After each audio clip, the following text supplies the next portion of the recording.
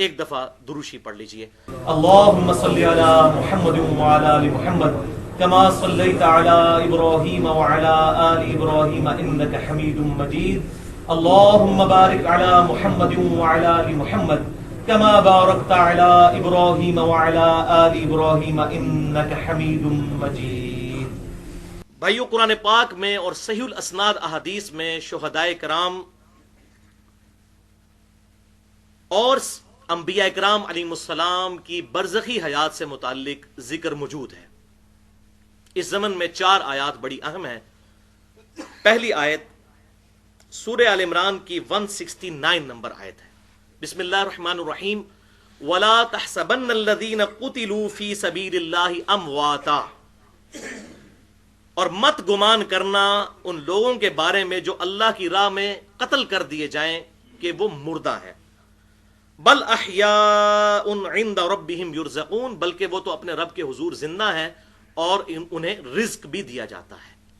دوسری آیت سورۃ البقرہ آیت نمبر 154 وَلَا تَقُولُوا لِمَن يُقْتَلُ فِي سَبِيلِ اللَّهِ أَمْوَاتٌ، اور مت کہو ان لوگوں کو مردہ جو اللہ کی راہ میں قتل کر دیے جائیں، بل احیاء وَلَٰكِن لَا تَشْعُرُونَ، بلکہ وہ تو زندہ ہیں لیکن تمہیں ان کی زندگی کا شعور نہیں ہے۔ کیوں؟ وہ زندگی پردے میں ہے، برزخ میں، ان سین بیریئر، برزخ۔ اور اس کا ثبوت سورہ المومنون کی آیت نمبر 100 وَمِن وَرَائِهِمْ بَرْزَخٌ إِلَى يَوْمِ يُبْعَثُونَ، اور ان کے مرنے سے لے کر قیامت کے دن تک اٹھائے جانے کا جو وقت ہے وہ برزخ ہے، ان سین بیریئر ہے، اسے کوئی آبزرو نہیں کر سکتا۔ وَلَٰكِن لَا تَشْعُرُونَ، تمہیں شعور ہی نہیں ہے۔ یہ ایسی متشابہات ہیں، انہیں شریعت کی ٹرمینالوجی میں متشابہات کہا جاتا ہے، اور متشابہات کے بارے میں کیٹاگوریکل مینشن ہوا سورہ آل عمران کی آیت نمبر 7 میں۔ فَأَمَّا الَّذِينَ فِي قُلُوبِهِمْ زَيْغٌ، اور جن لوگوں کے دلوں میں ٹیڑھ پن ہوتا ہے، فَيَتَّبِعُونَ مَا تَشَابَهَ مِنْهُ ابْتِغَاءَ الْفِتْنَةِ، تو وہ متشابہات کے پیچھے پڑ جاتے ہیں تاکہ اس سے فتنہ کھڑا کر دیں۔ وَابْتِغَاءَ تَأْوِيلِهِ وَمَا يَعْلَمُ تَأْوِيلَهُ إِلَّا اللَّهُ، اور اس کا مراد اصلی کیا ہے اس کو پتہ لگانے کی کوشش کرتے ہیں، حالانکہ مراد اصلی صرف اللہ تعالیٰ کے علم میں ہے۔ متشابہات، ریزمبلنس والی چیزیں صرف سمجھانے کے لیے ہیں۔ یہ متشابہات ہے کیا ہے؟ بیسیکلی یہ ہماری جو دنیا کا فریم آف ریفرنس ہے، یہ بالکل physical phenomena of nature different ہیں، اور آخرت کے معاملات بالکل ڈیفرنٹ ہیں۔ لیکن آخرت کی زندگی کا دھندلا سا تصور پیش کرنے کے لیے، سمجھانے کے لیے اللہ تعالیٰ نے تھوڑی بہت چیزیں ارشاد فرما دی۔ مثال کے طور پر جنت میں پاکیزہ بیویاں ملیں گی، جنت میں پھل ملیں گے، جنت کی نعمتوں کا ذکر کیا۔ یہ تمام کی تمام چیزیں متشابہات ہیں، ان کے بارے میں ہمیں ان ڈیپتھ ڈکلیئر نہیں کی گئی چیزیں کہ وہ کس کیفیت میں ہوں گی۔ صرف ایک دھندلا سا تصور بتایا گیا کہ دنیا کے اوپر قیاس کوئی کر لے کہ جس طرح یہاں پر بیویاں وہاں پر بھی بیویاں ہوں گی، لیکن بخاری اور مسلم کی متفق علیہ حدیث ہے، اور اسی کانٹیکسٹ میں سورہ الف لام میم سجدہ میں آیت بھی موجود ہے کہ اللہ تعالیٰ نے اپنے نیک بندوں کے لیے وہ آیات، وہ نعمتیں تیار کر رکھی ہیں جو نہ کسی آنکھ نے دیکھی، نہ کسی کان نے سنی، اور نہ کسی کے دل پر اس کا گمان گزرا۔ لیکن دھندلا سا تصور پیش کرنے کے لیے اس کی ریزمبلنس، اس کی مشابہت بتائی گئی ہے۔ اردو میں بھی لفظ مشابہت استعمال ہوتا ہے، تو یہ ہوتی ہیں متشابہات۔ اس میں ہم صرف اتنا ہی کلام کر سکتے ہیں کہ جتنا ہمیں بتایا گیا ہے، اس سے زیادہ کلام نہیں کر سکتے۔ شہداء کی اخروی زندگی کے بارے میں دھندلا سا تصور جو قرآن و سنت کے اندر آیا، قرآن والا حصہ تو ہم نے سن لیا، اب سنت کی طرف رجوع کرتے ہیں جو قرآن پاک کے بعد سب سے بیسٹ ایکسپلینیشن ہے ان عقائد کی۔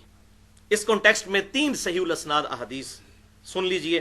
پہلی حدیث صحیح مسلم میں انٹرنیشنل نمبرنگ کے مطابق 4885 نمبر، کتاب الامارہ چیپٹر کے اندر یہی آیت سورہ آل عمران کی 169 وَلَا تَحْسَبَنَّ الَّذِينَ قُتِلُوا فِي سَبِيلِ اللَّهِ أَمْوَاتًا، اس کے بارے میں امام کائنات صلی اللہ علیہ وسلم سے جب صحابہ کرام نے پوچھا تو آپ صلی اللہ علیہ وسلم نے ارشاد فرمایا کہ شہداء کی روحیں سبز پرندوں کے پیٹ میں ڈال دی جاتی ہیں اور وہ جنت میں ہر طرف سیر کرتی پھرتی ہیں اور جنت کی نعمتوں کو انجوائے کرتی ہیں، اور پھر عرش کے نیچے قندیلوں پر آ کر وہ بیٹھ جاتی ہیں، تو اللہ تعالیٰ ان سے خطاب فرماتا ہے کہ کوئی خواہش ہو تو اس کا اظہار کرو. تو وہ روحیں کہتی ہیں یا اللہ تو نے ہمیں اتنا کچھ نوازا ہے، ہم کس خواہش کا اظہار کریں؟ جب اللہ تعالیٰ بار بار پوچھتا ہے تو وہ ایک ہی خواہش کا اظہار کرتی ہیں کہ اے اللہ ہمیں دنیا میں دوبارہ بھیج دے، ہم تیری راہ میں دوبارہ قتل کیے جائیں. اس کا جو ٹیسٹ ہے نا وہ اس کو وہاں پر بھی فیل کریں گے. لیکن اللہ تبارک و تعالیٰ اس معاملے میں ان کی یہ خواہش پوری نہیں فرمائے گا، کیونکہ ایک ہی دفعہ یہاں دنیا سے ایگزٹ ہے. بلکہ صحیح مسلم میں حدیث ہے کہ دنیا سے جانے کے بعد صرف شہید ہی تمنا کرے گا اس دنیا میں آنے کی. اور بخاری اور مسلم کی متفق علیہ حدیث ہے، آپ صلی اللہ علیہ وسلم نے فرمایا میری خواہش ہے کہ میں اللہ کی راہ میں قتل کیا جاؤں، پھر زندہ کیا جاؤں، پھر قتل کیا جاؤں، پھر زندہ کیا جاؤں، پھر قتل کیا جاؤں، پھر زندہ کیا جاؤں، پھر قتل کیا جاؤں، پھر زندہ کیا جاؤں. اور صحیح مسلم کی حدیث ہے کہ جو شخص شہادت کی تمنا کے بغیر مرا وہ منافقت کی ایک شاخ پر مرا. لہذا ہر مسلمان کے دل میں شہادت کی تمنا ہونی چاہیے. یہ لٹمس ٹیسٹ ہے ایمان کا. اور قتال از دا سمم بونم آف اسلام. اسلام کا ہائیسٹ گڈ جو ایمینول کانٹ کی فلسفی میں اس کو سمم بونم کہتے ہیں، وہ قتال ہے کہ ایک شخص اپنی جان لے کر اللہ کے حضور حاضر ہو جائے، یا اللہ میرے پاس سب سے قیمتی چیز یہ تھی، میں تیرے لیے قربان کرنے کے لیے تیار ہوں. دوسری حدیث صحیح بخاری میں انٹرنیشنل نمبر کے مطابق 1351 نمبر حدیث، جابر بن عبداللہ رضی اللہ تعالیٰ عنہ کہتے ہیں کہ غزوہ احد کے موقع پر بڑی کیٹاسٹرافک کنڈیشن تھی، ظاہر ہے مسلمانوں کو لاس پہنچا تھا. اسی دوران میرے والد بھی عبداللہ اسی جنگ میں شہید ہوئے، تو جلدی میں ان کو ایک اور صحابی کے ساتھ مشترکہ قبر میں دفنا دیا گیا. کہتے ہیں لیکن میرے دل میں قلق تھا کہ میرے باپ کو اجتماعی قبر میں کیوں دفنایا گیا، تو میں نے یہ خواہش اپنے دل میں رکھی تھی کہ جب بھی مجھے موقع ملا میں اپنے باپ کی قبر کو شفٹ کروں گا. صحیح بخاری انٹرنیشنل نمبر کے مطابق 1351. وہ کہتے ہیں کہ میں نے اپنے باپ کی شہادت کے 6 مہینے کے بعد اپنے باپ کو قبر سے نکالا. ان کا پورے کا پورا جسم اسی حالت میں تھا جس حالت میں ان کو دفنایا گیا تھا. اللہ اکبر کبیرہ. بھائیو یہ کوئی سائبیریا کا برفانی علاقہ نہیں ہے جہاں پر 6000 سال تک بھی لاش خراب نہیں ہوگی. ریگستانی علاقہ ہے، 6 مہینے تک لاش کا سلامت رہنا یہ اسپیشل پروٹوکول ہے اللہ تعالیٰ کی طرف سے شہداء کے لیے، اسپیشل پروٹوکول. تیسری حدیث صحیح بخاری میں انٹرنیشنل نمبر کے مطابق 1390 نمبر حدیث ہے کہ اموی خلیفہ ولید بن عبد الملک کے دور میں آپ صلی اللہ علیہ وسلم کی وفات کے تقریباً 76 سال کے بعد 87 ہجری کے اندر حجرہ عائشہ کی دیوار گر گئی جس میں آپ صلی اللہ علیہ وسلم کی قبر مبارک ہے. اس کی کنسٹرکشن کے دوران ایک پاؤں نکل آیا اور صحابہ اکرام علیہم رضوان اور تابعین بڑے سخت پریشان ہوئے کہ آپ صلی اللہ علیہ وسلم کا پاؤں مبارک قبر سے باہر نکل آیا ہے، پنڈلی سمیت پورا پاؤں مبارک 76 سال بعد. تو پھر انہوں نے سیدہ عائشہ کے بھانجے عروہ ابن زبیر رحمۃ اللہ علیہ المتوفا 94 ہجری، جو عبداللہ ابن زبیر صحابی کے چھوٹے بھائی ہیں اور سیدہ عائشہ کے محرم تھے، ان کے بھانجے تھے، وہ فریکوینٹلی حجرہ عائشہ میں آتے تھے، ان کو پتا تھا کہ قبروں کی لوکیشن کیا ہے. ان کو بلایا گیا تو انہوں نے جب وہ پاؤں دیکھا اور قبروں کی لوکیشن دیکھی تو کہا کہ اللہ کی قسم یہ نبی صلی اللہ علیہ وسلم کا پاؤں مبارک نہیں بلکہ سیدنا عمر کا پاؤں مبارک ہے. اللہ اکبر. اور پھر ان کو دوبارہ اس طرح دفنا دیا گیا. سیدنا عمر فاروق رضی اللہ تعالیٰ عنہ کی شہادت کے 63 سال کے بعد ان کا پاؤں مبارک جتنا ظاہر ہوا تھا وہ بالکل صحیح حالت میں تھا. یہ صحیح بخاری میں کوئی افسانے نہیں میں پڑھ رہا مولویوں کی طرح، یہ سارے حوالے میرے بخاری مسلم چل رہے ہیں. اللہ اکبر. تو بھائیو ان دلائل کی روشنی میں یہ بات بالکل کلیئر ہو گئی اور پوری امت کا اس پر اجماع ہے کہ انبیاء کرام علیہم السلام کو بھی وفات کے بعد شہداء کرام کی طرح پروٹوکول حاصل ہے، بلکہ انبیاء کرام علیہم السلام کی زندگی شہداء سے افضل در افضل در افضل در افضل ہے. شہید تو ہوتا ہی وہ ہے جو اپنے نبی کے کلمے کے لیے جان دے دیتا ہے، اور یہ بات بھی لاجیکل ہے. جو P H D degree holder ہے وہ میٹرک تو ہو گئی، تو شہید کو آپ میٹرک لیول پہ سمجھ لیں، کیونکہ 4 درجے ہیں نا، تو چوتھے درجے تیسرے درجے پہ آتے ہیں. تو انبیاء کرام علیہ السلام کو تو بدرجہ اولا یہ پروٹوکول الحمدللہ اس حوالے سے حاصل ہے.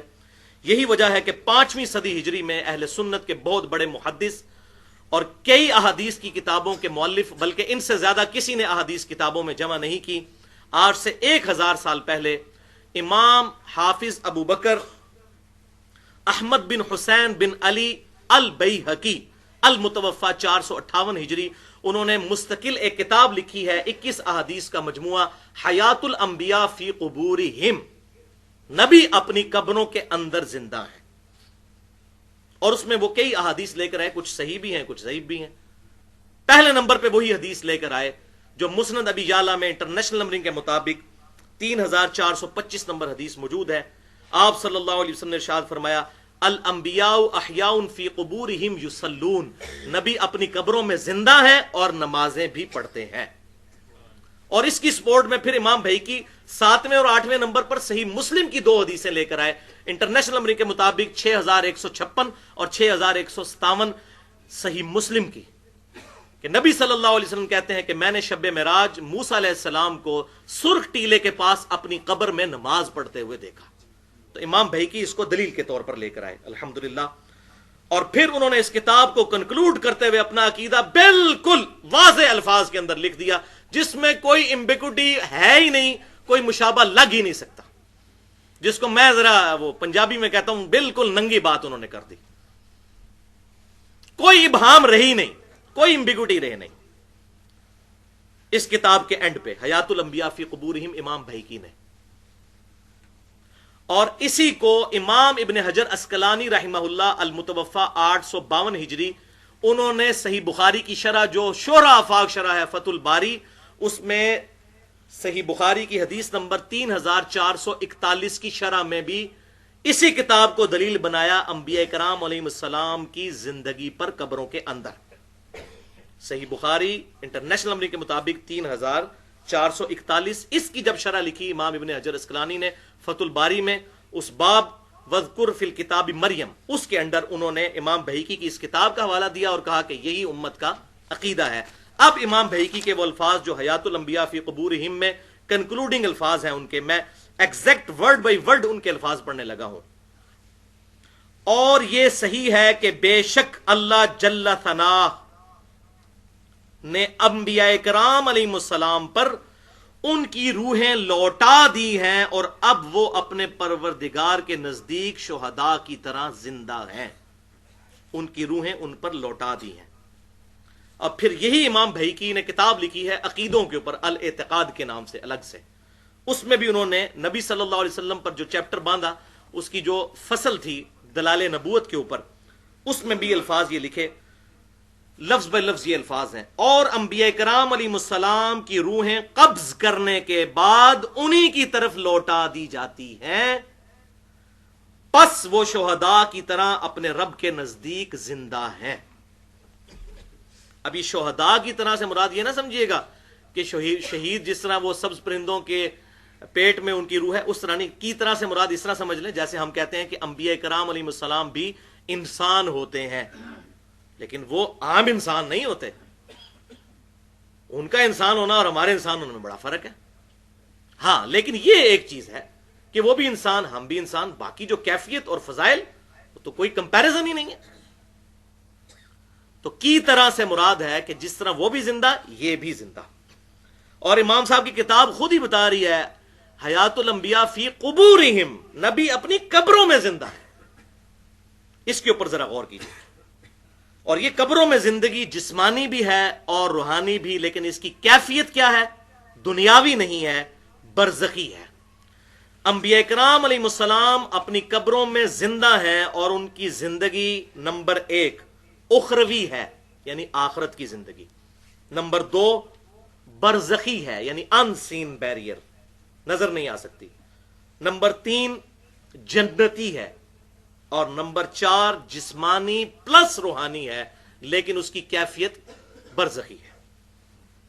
اور یہ زندگی کسی بھی صورت دنیا کی زندگی کے مشابہ نہیں ہے، کیونکہ دنیا کی زندگی کے پروٹوکول ڈیفرنٹ ہے. دنیا میں زندہ رہنے کے لیے ہمیں سب سے بیسک نیڈ ہے سانس، پھر کھانا پینا، یہ تمام چیزیں دنیا کی ضرورتیں ہیں. لیکن آخرت کی زندگی میں کوئی ایسی چیز نہیں. دنیا میں بیت الخلاء بھی جانا پڑتا ہے. جبکہ صحیح مسلم میں حدیث ہے کہ جنتی جب کھانا کھائیں گے جنت کا تو ایک خوشبودار ڈکار آئے گی, ان کا سارا کھانا ہضم ہو جائے گا, کوئی پیشاب پخانے کی حاجت ہی نہیں رہے گی. دنیا کی زندگی اور آخرت کی زندگی میں بڑا فرق ہے.